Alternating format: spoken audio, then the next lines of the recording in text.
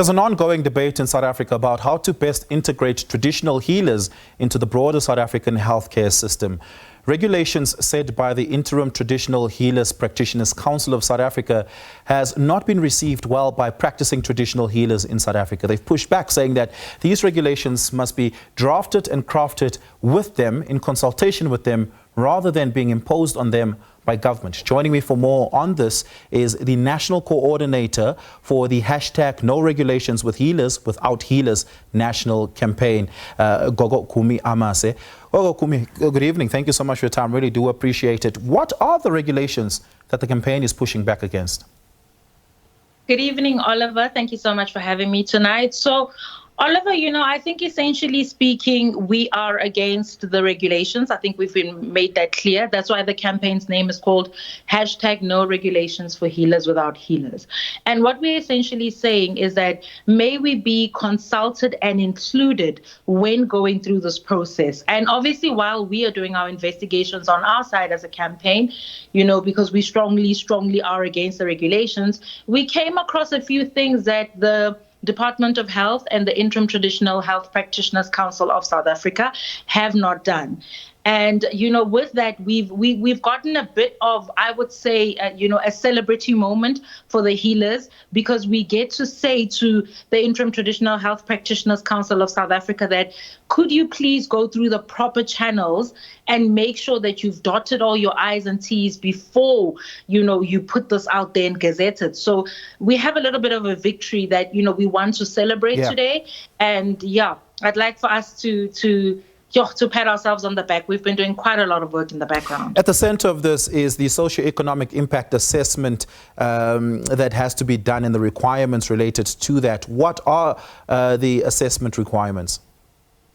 So basically speaking, in order for the socio-economic impact assessment study to be done, it means that they would have looked at how the legislature or the regulations will affect the community. And in this case, I think for us as traditional healers, it's basically looking at essentially how it's going to affect us as traditional healers and as traditional health practitioners, including our patients, obviously, and the broader healthcare system.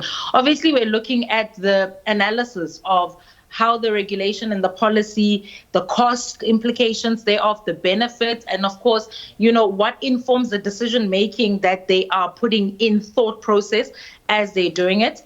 We're also looking at, obviously, being consulted. I think the consultative process was not done properly. We believe that, the Interim Traditional Health Practitioners Council of South Africa didn't bother to go to the grassroots and really teach, those gogos and mkulus, that are in the villages, what exactly is the Act of 2007, and get down to, assessing, do they understand the Act, and therefore will they be able to understand the regulations? I think our biggest is, do traditional healers actually understand how the Act of 2007 and the regulations of 2024 actually affect them, their patients, and their practice, which is very, very important for us to understand.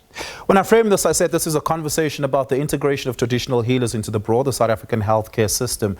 I think the answer is trite, given that the vast majority of South Africans depend on traditional healers and traditional medicine, as opposed to what is deemed formal in Western medicine and Western medical practitioners. I say it's trite, but I think I need to ask it. What role do traditional healers play in the South African healthcare system, broadly speaking? Sure. So in most cases, you find that people visit a traditional healer before they even go to a medical doctor.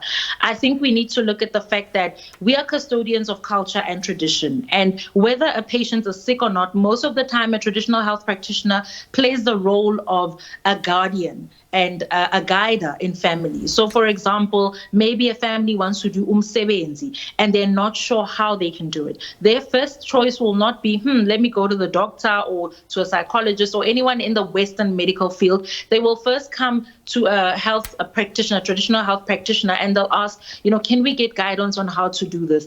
That goes to amasiko, cultural systems and how things are done. We play a very big role in the community in that we build the community, we help guide the community.